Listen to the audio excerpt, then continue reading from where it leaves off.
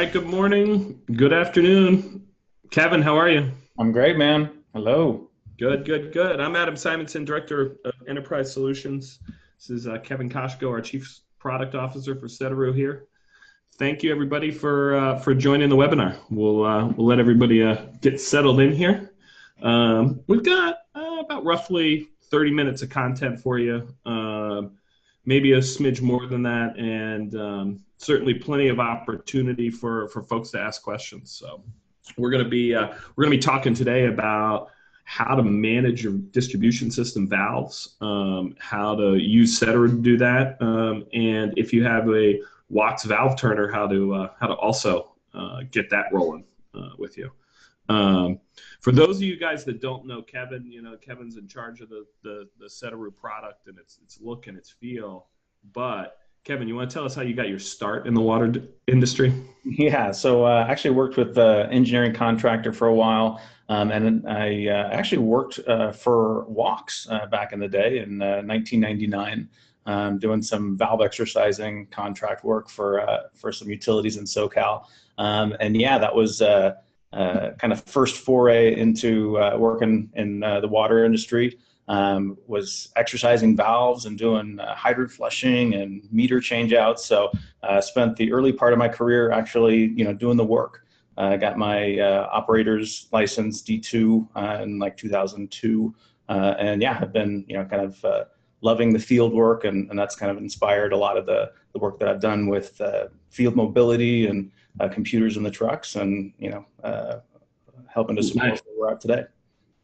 Yeah, and if you follow us on like Facebook, LinkedIn, Twitter, some of these places, I'm gonna find a picture with Kevin with a T-bar and a Toyota Corolla out there exercising valve somewhere. So It was a truck, at least. We didn't, take a Corolla out there, but yeah, okay, definitely had a yeah, T-bar, and yeah, it was great. great. So as we're going through the webinar here, feel free to, if you look at the Zoom interface, there's ways for you to ask questions. We've got a really good group of folks out here, so I'm expecting a lot of questions from this pretty large group we got. Ask questions in there. We'll answer those as we go through here, and then depending on the question and where it fits in, we might, we'll do questions at the end as well too. But we want everybody to get as much out of this as you can, so feel free to kind of ping us away with your thoughts and your questions, and we'll be happy to answer those going forward. Really, when we talk about valves and where does that fit in with Sedaru, there's a couple of things that we're super passionate about with Sedaru, and one of those is how do we remove data silos? So how do we take data that you're collecting, whether it's on paper, whether it's electronically, and be able to bring that into one place. And then also trying to create these software tools that are easy for anybody at the utility to use. So you don't have to be a specialist, a techno geek to be able to do your job. And so I think when we talk about valve management and how we tie that into a Wachs machine or other systems, it really is a pretty good embodiment of some of those passions that we have there. So let me start by just kind of, I'm gonna pull open our Omni interface here, and allow you to kind of see a couple things here. So the way that Omni works is you can look at an overview of your system, right, and see everything that's happening. In this case, we're talking about valves, so I'm going to kind of focus there, and you've got tiles across the top. The tiles across the top you can assign to different types of assets, different works, different pieces of data, really pretty flexible.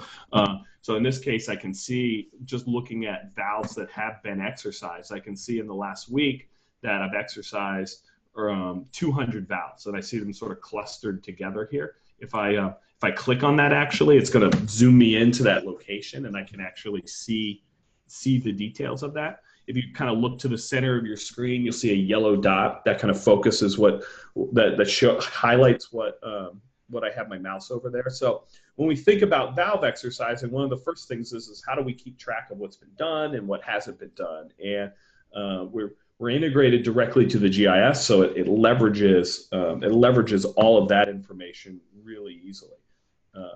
I can sort of zoom in and see the details of any of those particular pieces.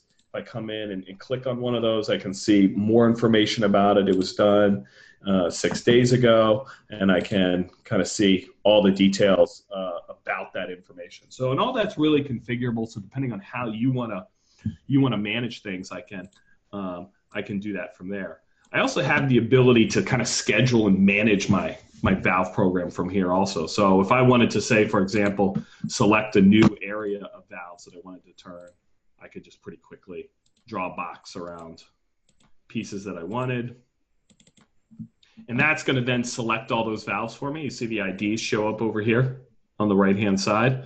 And I come here and say, I want to create a task. And then, again, I can decide, what am I doing? Am I selecting these for exercise or repair? Is there other information that needs to go along with that work order or pieces that somebody needs to see? If we look at like a different system here, I can come in and I can see information around, if I zoom into this map, same idea. I can see exactly what's happening for other valves here. Click on this, see the details of it, create tasks, and be able to work into that item very easily and see everything that's going on. And really the idea with Omni, we're talking about valve exercising, but I've got this ability that I can go ahead and I can see lots of different activities and tasks that are going on. So it's not just limited to that, just to that valve exercise right there. Yeah, it's cool. I noticed in the other one that you had up, there's recurrence at the bottom. So like, looks like you can kind of set that as a as a schedule. So it wouldn't just be limited to this one time only. You could potentially set that up as an annual program to get this neighborhood, or even you can set it up even further for like your large valves, maybe 12-inch and larger. We're going to do those every year, but then anything smaller than that, we may do every 3 years. So you'll have some flexibility there, and then you can set up those routes or those key areas through your Omni interface here. Yep, absolutely. And you see here, I just moved to a new tile that says, show me the ones that have been done recently. And so there's 11 valves here that have all been completed just in the past day. And so I can sort of see that in real time. The nice thing with that Sedaru interface is because it's designed to be a real-time piece, you're getting that data back from the field directly, and you're able to see exactly what's going on. As I do a valve exercise, I can be looking at what's the condition of the valves, all of that information, and I can be setting up tiles to show and display that information as well for me, so that when I want to go do follow-up to those things and say, hey, show me my inoperable valves or any of those other pieces, it's pretty straightforward to see those, select them, and then to assign tasks for that. Kevin, what do you think about showing us what it looks like from the field perspective? Yeah. And then I can kind of circle back and show us a little bit of how this works on the office side of things. And I think we can get into also maybe just discussing where does the Wachs piece of this tie into there. Yeah, for sure. Tie into there also. So cool. Yeah. It looks like we're looking at your screen now. Excellent. Excellent. Yeah. So here we are using the Field Force mobile app. So as you guys know, we have different platforms that we can run Sedaru off of. So we have iOS, we have Windows, and then of course we have the web apps like Omni, which you just saw, which is kind of that office-based view, along with Outage and a handful of other apps that we have. Specific to valve exercising, the field crews are most likely going to be using this Field Force mobile app. So we can see the interface is pretty similar. We have the style is consistent. You have the tiles up top, you have the panel on the right, the map in the middle, but these numbers up top are actually representing like the assigned work orders. So if I have 8 valves as part of my exercise program that remain, that's going to show up here. I also had 15 hydrants that I was going to do inspections on. So everything that's relevant to me is going to be showing up as my assignments here. So, hey, Kevin, am I looking at this on Windows or iOS? Yeah, you're looking at this one on Windows. So the user experience is pretty consistent, but Windows has some slight variations due to just the form factor. It's also a requirement for the Wachs integration, just based on the controller and how we're able to communicate with the device. Right. So Apple has some limitations on their made for iPod program that uses Bluetooth technology, and it's a pretty strict set of protocols that the current hardware doesn't support. So. Gotcha. But I can be using like an existing Windows 10 laptop or tablet. And if it's touch screen, the touch stuff all works fine. But if it's a regular laptop, I can still use that too. Yeah, regular laptop is great. We can connect via Bluetooth or through a hardwire connection. So yeah, just depending on what you have, it's real flexible. So. Okay, great. So yeah, we're looking at the 8 valves here. We can see the big icons on the map. So it's real easy for me to see where I'm going, where I've been. So the big green icons represent the one I just completed. And then anytime I select an asset here, it's going to show me an information screen with some of that key information along with the asset history. So this one I have, we can see that we just exercised that recently. Anytime I go to a valve or a hydrant or look at a pipe, I can always see what was done before and then, that whole history behind it. So I'm never coming in with, without any information. And so you could really, so when you log in, you kind of clearly see, I got 15 hydrant tasks, I got 8 valve tasks inside of me. So it's really straightforward. Yep. And does a task have to be like pre-assigned from Omni, or can we just say, can we say to the guys like, hey, I want you to go to this neighborhood and exercise all the valves, Totally. That's a great point. What's nice is, you can have like the explicit assignments like we show here, but most of the time I see a lot of utilities that are just kind of going from north to south or trying to hit, certain valves and neighborhoods. What's great about this is you can set up color coding on your map where it'll show all the valves that haven't been exercised in 3 years or more will be like a large, kind of bright red color. And everything that's been exercised within that time frame can turn green or other. So you can just have it so the map is kind of designating, hey, this is where you need to go. You don't necessarily have to have them all assigned to you, but just go through kind of one by one and knock them out that way. So it's a real flexible way to do it. Cool. All right, so we're looking at now the information screen on this valve here. We got a 4-inch valve. Maybe I want to click on this guy, 6-inch, maybe a little larger one before we put the valve machine on it. And I'm going to hit start. And that takes me to our simple Sedaru form. So this should look familiar, right? We have all the tiles and you're able to see some of the data that's already pre-populated. What's nice about this is we see like there's turns to close, there's historic turns. If we had been here before, we can set up this form so a lot of this information gets populated for us. So, we came here last time, it was a 6-inch valve, we got 20 turns out of it, that can show up here. Or we can kind of forcibly reset that to make sure that they, enter in what they got and, we can, guarantee that the data is correct. Well, and I tell you, one of the things that I love about where we've gone with Field Mobile and talking to a lot of our customers is that most of your field crews, sometimes there's been this skepticism, oh, my field crews don't want to use technology, right? And some of that's historically come because it's just been another thing for them to have to do, right? And what we found is that when you can put information that they care about in the field in front of them, they'll use it and they'll do a better job with it, right? So if they know, hey, I should be at 64 turns on this valve and I'm only getting to 60 turns, and it's not opening all the way, they're going to recognize that. I mean, the software is going to automatically capture it, and we can, have the analytics. So in the office, you're going to understand that, but presenting it to the field guys while they're there and know what's going on, they're not just going through and just blindly doing their job and saying, and then moving to the next thing. They're adding value to that work that's going on there. Yeah, I mean, if you think about it, like, going through the entire system and having information on every valve that's no longer in someone's head, but actually like a database for everyone to take advantage of, that's really powerful stuff. And then when it's, emergency time, and we're trying to shut it down, we already know that, this stem is bent and it's going to be hard every other turn, or, if the nut is rounded, we may not get everything out of it. So those are the things that we'll know about before we get on the valve, which is great. All right, so in this case, we have our simple form here, and then we see the first button here is the controller for the Wachs unit.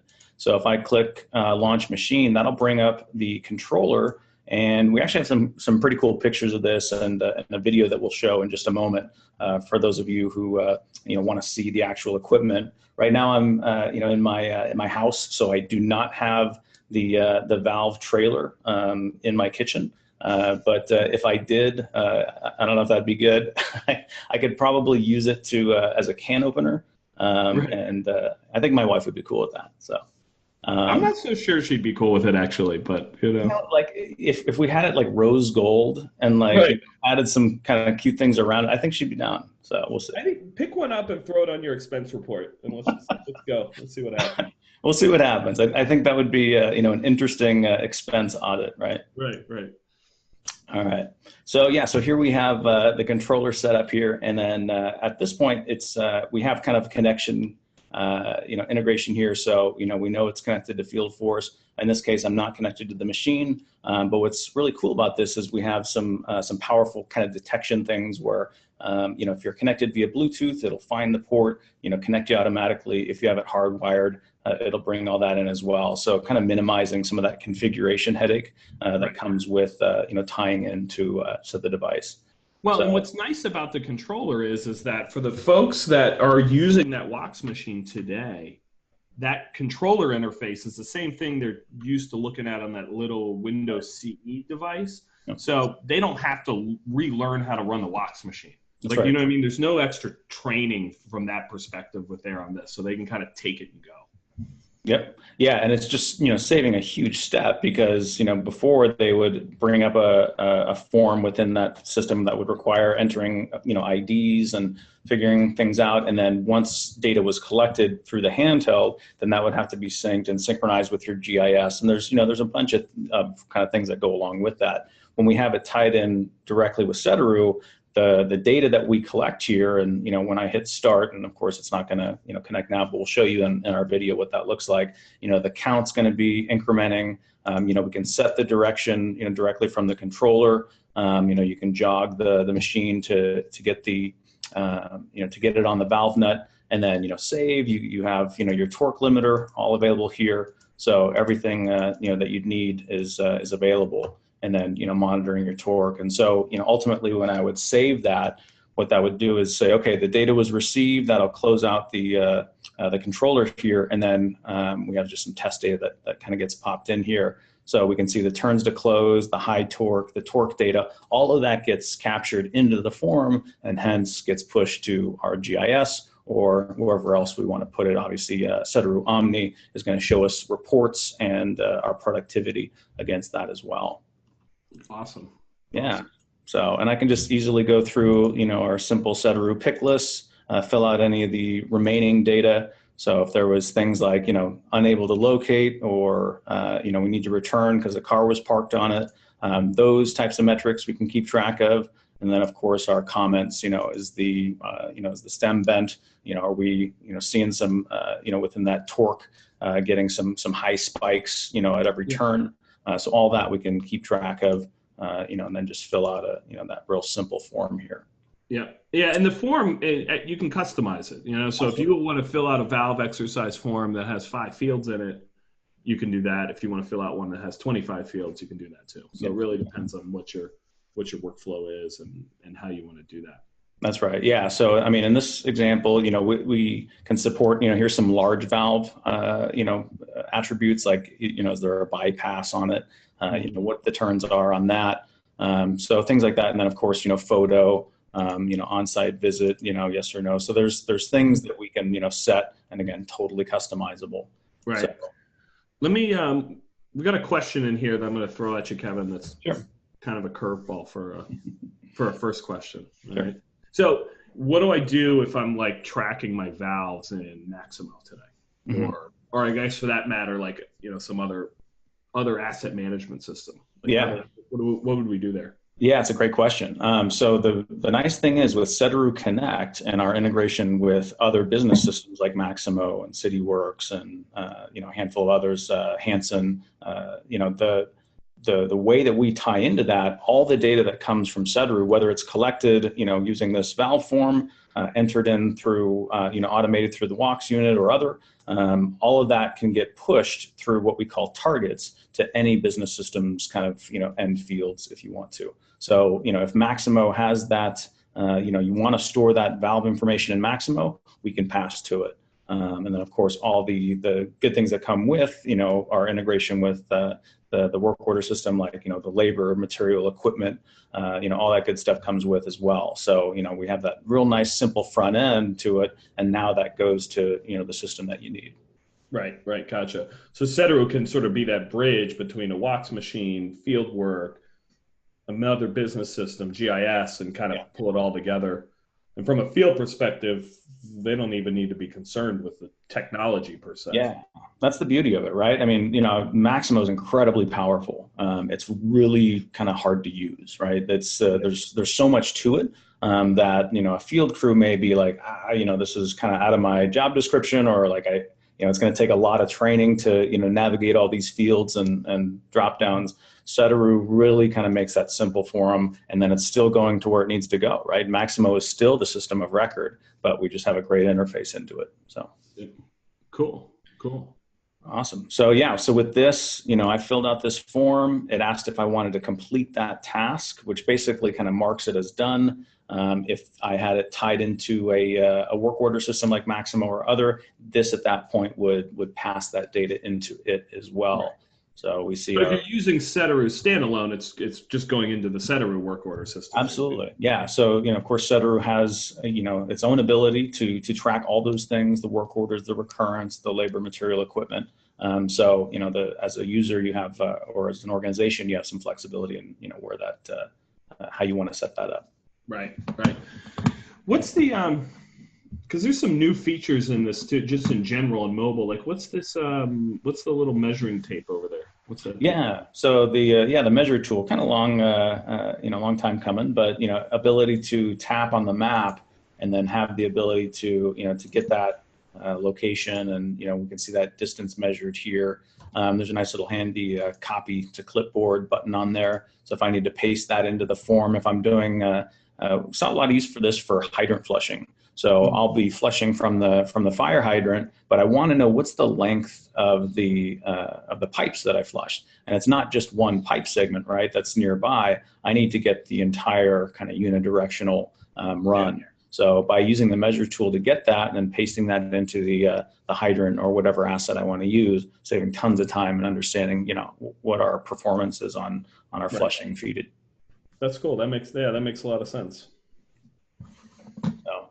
So there's a handful of other things. The add feature tool that we shared in the past. Being able to move features. Of course, this is all pending GIS permissions. So if that's something that utility's interested in, we can support the the update of those field measurements and information as well.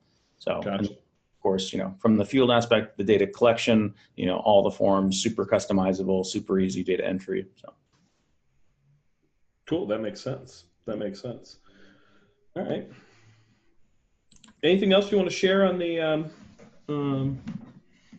on this field mobile piece here? Yeah, I think from the field side, I mean, it's pretty simple, right? I mean, that's kind of the intention of it. We didn't want to overcomplicate it with a lot of steps or too much to work through. So yeah, I mean, especially as it pertains to valve exercising, the guys are just gonna whip through it. It's super fast, and they'll get on to working their day and not having to worry about learning a ton of technology. So cool. Well, I just you see my screen now, Kevin? I do, yeah. Yeah, cool. So I pulled together some pictures here of some of this being used out in the field, and so you can kind of get a feel for it. And there's a variety of devices, kind of like we said, that can be used with it. It does run on a Windows device.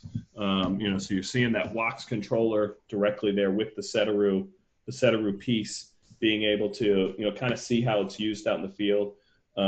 Some folks use it differently than others in terms of how they connect. So it'll connect directly with like a hardwired connection or through Bluetooth. Depending on the device, and if you don't want to mess with Bluetooth and do that, like it's, people do both, right, Kevin? I mean, yep. Yeah. So, and Bluetooth, historically was a little tricky. I think we worked through some really kind of innovative ways to manage that Bluetooth connection recently.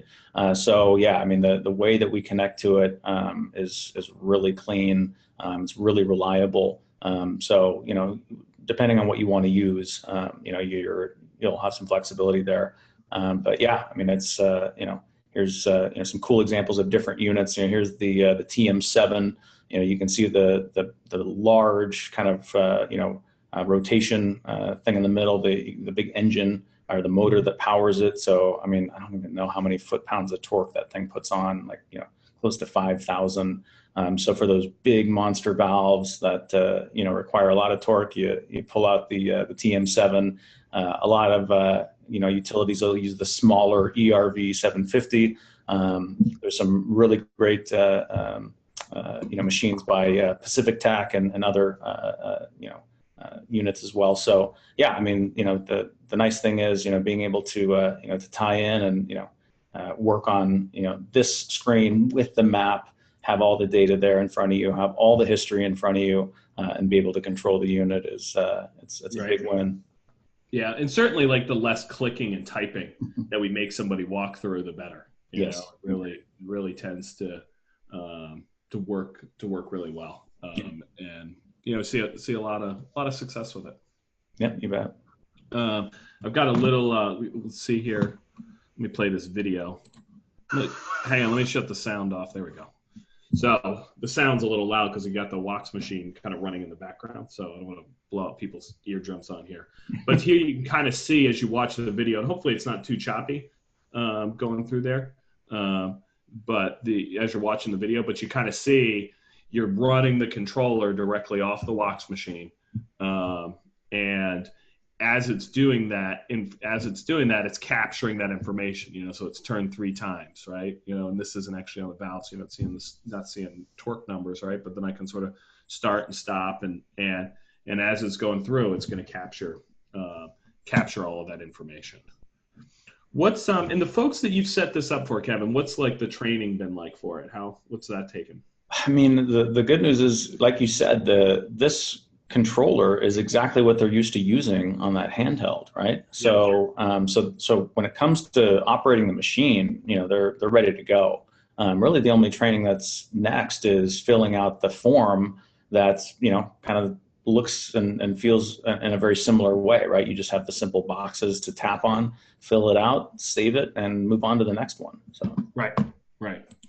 Yeah, no, exactly. I mean, so it's worked pretty neat.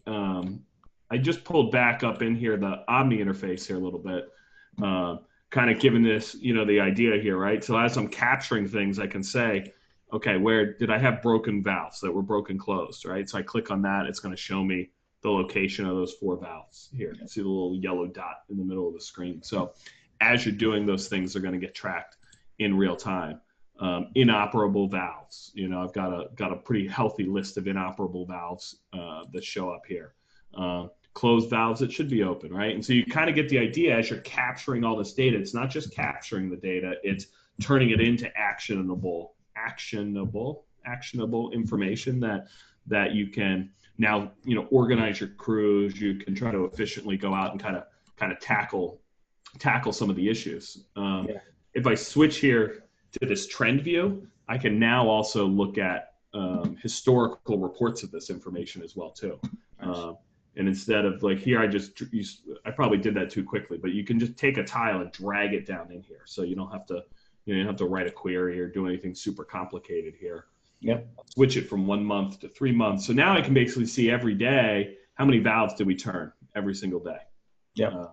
And so when we talk about Sedaru for valve operations, we've got some of the largest utilities in the country today that use Sedaru for valve operations and are out there turning lots and lots of valves every day. We've got utilities that serve 10,000 people that are out there turning 4 or 5 valves a day.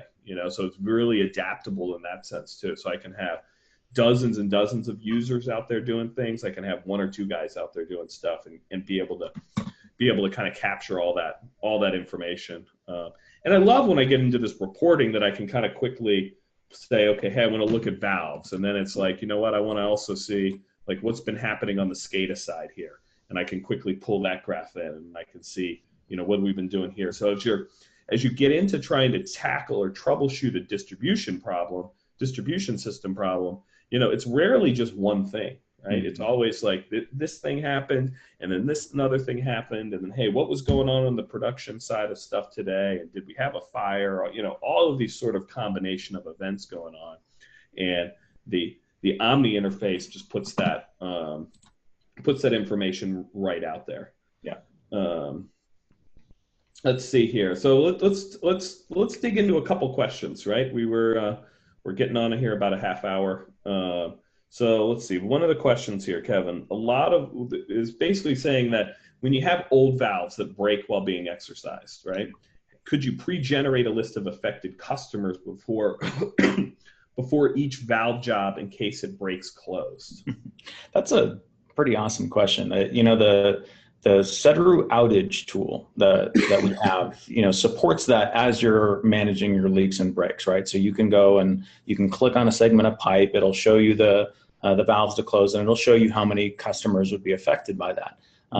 But what I think this question is asking is, what if we had like as an attribute, or like as for when I click on that valve before I even operate it, what if I had the number of customers that valve affected?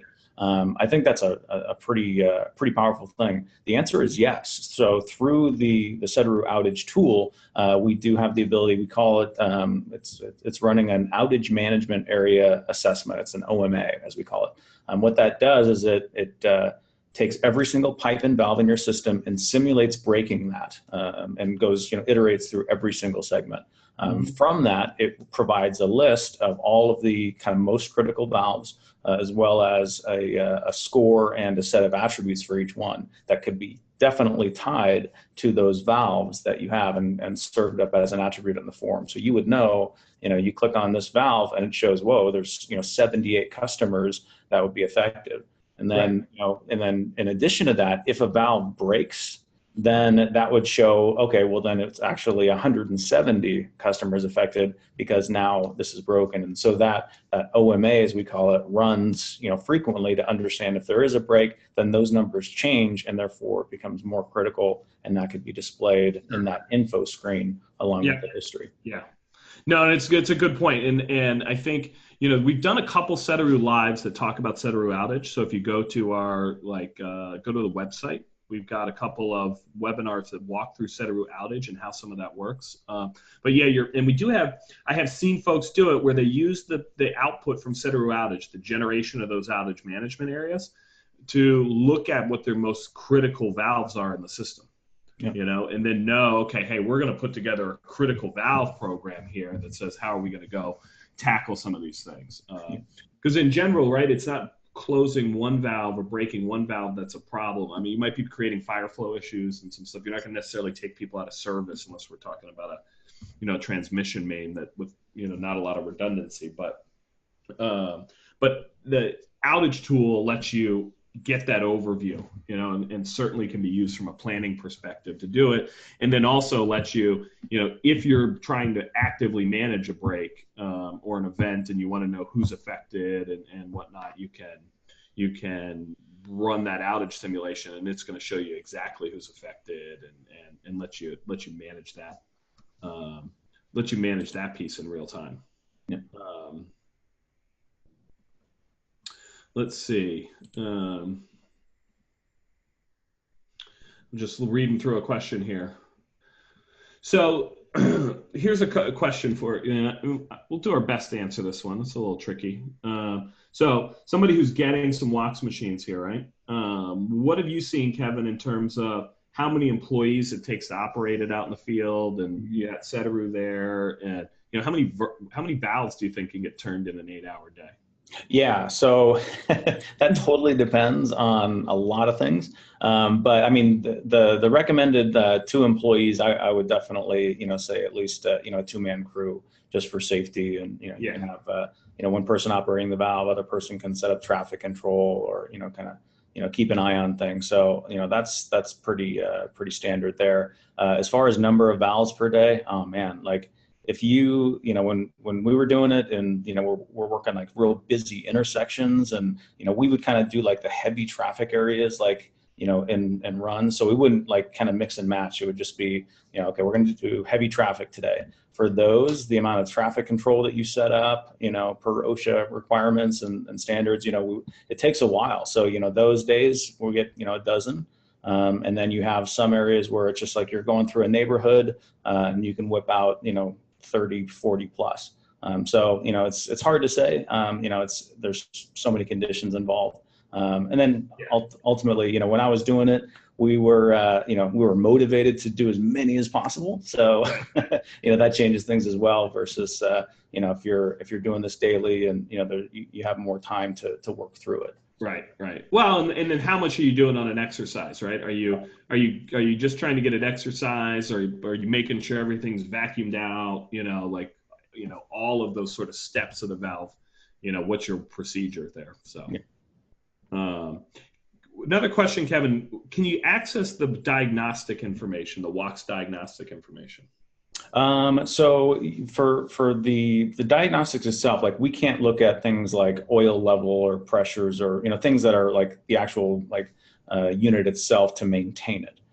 This is more just, but we can look at the torque that was applied to the valve, the highest torque limit, the number of turns. So the operational components of it is absolutely available. But the diagnostics of the actual equipment, its condition and, statuses and, all that we wouldn't be able to tie into. Gotcha. That makes sense. What about being able to do this with other machines besides Wachs? Yeah, so we're actually building one with Pacific Tech as well. So they're a manufacturer on the West Coast, and they have a kind of a long range arm type of machine that can be mounted on the front of the back of the truck, and then they also have the PT25, which is a kind of a heavy duty large valve operating actuator as well. So both great equipment, and we're building that too. So gotcha, cool. And I see another question about for the outage tool, being to kind of manage whether or not it's, if you have like a broken valve, like you're replacing a valve in the outage tool, today you can't click on the valve itself and, it takes both spots. So you would, using Sedaru outage, you would create an inoperable valve above and below, upstream and downstream of that valve to see what that affected area looks like. And we'll see that a lot with planned shutdowns and other. If you want to connect with us on kind of how to do some of those things, we can provide some tips and tricks there. Yeah. So what you're saying is right to actually do your shutdown planning, you would need to say because you would look at what needs to be. You're taking that segment of pipe offline. It'll then show you, because it might not be above and below. It might be five valves that have to be shut off to replace that one. That's right. So you have to mark it as inoperable so you can see both both sides of it. Right. But within outage, you do have the ability to say this is a planned outage. Correct. And it's going to show you what it's going to look like without you actually doing an active outage event. That's correct. Yeah. So, okay, cool. And then one last question here, Kevin. What is so the question kind of came in like, hey, do you have to have Maximo, and how are we storing the data? Like, let's kind of be clear about that. I don't want to. Yeah. So Sedaru is storing data in very non-proprietary kind of GIS-driven tables. So the data is always kind of yours. No matter what, we're providing the interface into that. But we do not require like Maximo or a work order system for Sedaru to operate. If you have one, if you've spent the large investment into getting a CMMS system, then Sedaru is an excellent user experience for that. We can hook it into that system and provide that channel into collecting data and more. If you do not, then Sedaru has an awesome work order management component that's built in. So managing the labor, material, equipment spent on work orders and assigning of those. So we can handle that as well. So it's really up to the utility. Yeah. And one of the things that I do and other folks on our team is we'll sit down with you at a utility and look at what is your IT landscape look like? What systems do you have out there, and help provide, what's the most cost-effective recommendation for where to store the data, what tools to use. and no two systems are quite alike. I mean, in terms of what folks have done and how they want to handle things. So we try to proactively help you come up with the best way to do that. So, and I think, in that regard, we're going to have everybody that's attended this webinar, you're going to get a follow-up message that's going to give you the opportunity to ask any other questions and to do some of that. So feel free to respond to that. We'll certainly get back in touch with you. If you want us to do this demonstration for you, come out on site and do some of that. We can figure all those pieces out as well too. I think one other question here that before we sign off, let's see, they're coming in. Will allow you to identify zone gates. So certainly if you have that as an attribute, right? If you're tracking that as an attribute within your system, and sometimes that's its own feature class within the GIS, sometimes it's just an attribute, we certainly can use and recognize that data. So sometimes people just have it as an attribute. In other cases, they'll color code, the valves within the system as such.